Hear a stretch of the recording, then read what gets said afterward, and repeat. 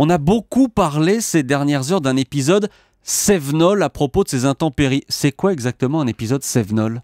Nous, on l'appellerait pas ça un épisode Cévenol, mais un épisode méditerranéen orageux. Grossièrement, ce qui s'est passé, de l'air chaud très humide est arrivé sur le contrefort de la Lozère.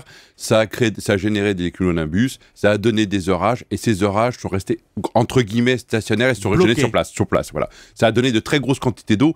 Pour donner une petite idée, en moyenne, il est tombé entre 2 à 3 mois de pluie en 24 heures, ce qui est énorme. Ce qui est énorme. C'est quelque chose de classique comme phénomène météo à cette période-ci, ou est-ce que c'est quelque chose de rare vu les quantités que vous annoncez ce matin ? Alors, le phénomène en lui-même, on le voit arriver chaque année de façon régulière. Simplement, cette année, je dirais, il est plus fort que d'habitude.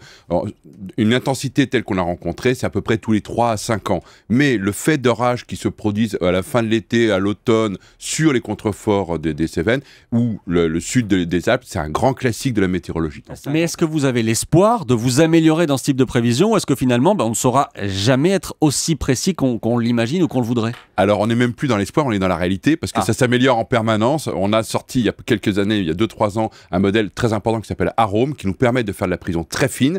On améliore chaque année la qualité de la prévision, et on a espoir que dans les 5 à 10 ans qui viennent, de faire de la prévision pour les quelques heures à venir, en indiquant quelle zone va être touchée, et surtout les quantités. Donc, mieux anticiper l'événement, donc prévenir tout le monde pour et éventuellement éviter évacuer. Éventuellement évacuer. On a vu les dégâts considérables que ça a provoqué, on a vu les images notamment.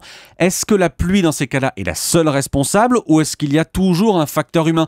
Trop d'habitation par exemple, trop d'urbanisation ? Alors il y a plusieurs facteurs pour avoir de tels dégâts. Il y a d'abord effectivement les quantités d'eau qui tombent, ça c'est un classique.